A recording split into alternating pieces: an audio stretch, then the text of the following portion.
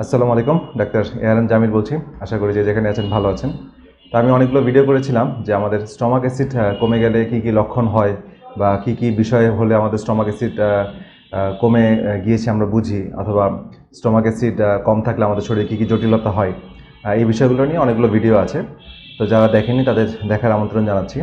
আর আজকের ভিডিওটি অনেকটা রিপিটেশন, সেটা হচ্ছে স্টমাক অ্যাসিড যে কমে গিয়েছে বা আমাদের কমে গিয়েছে কিনা সেটা আমরা কীভাবে বুঝবো, বা আমার বাসায় সহজ একটি পদ্ধতি আমি আজকে দেখাচ্ছি, যেটার মাধ্যমে আমরা সবাই মানে মোটামুটি বুঝতে পারবো যে আমাদের স্টমাক অ্যাসিড কেমন আছে।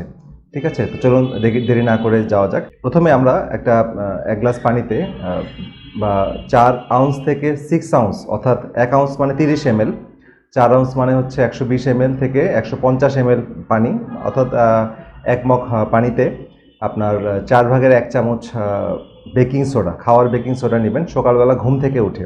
ঠিক আছে, সকালে ঘুম থেকে উঠে আমরা এটা নিব। তো সকালে ঘুম থেকে উঠে যে আর্লি মর্নিংয়ে আমরা এই বেকিং সোডাটা আমরা গ্লাসে দিয়ে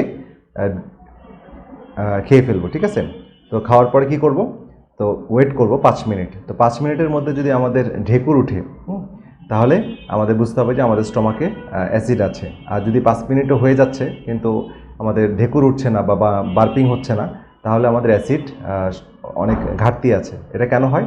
কারণ আমাদের স্টমাক অ্যাসিড হচ্ছে হাইড্রোক্লোরিক অ্যাসিড এবং বেকিং সোডা হচ্ছে অ্যালকালি, এবং যখন ক্ষারটা অ্যাসিডের সাথে পড়ে তখন এখানে কার্বন ডাইঅক্সাইড তৈরি হয় রিঅ্যাকশনের পরে।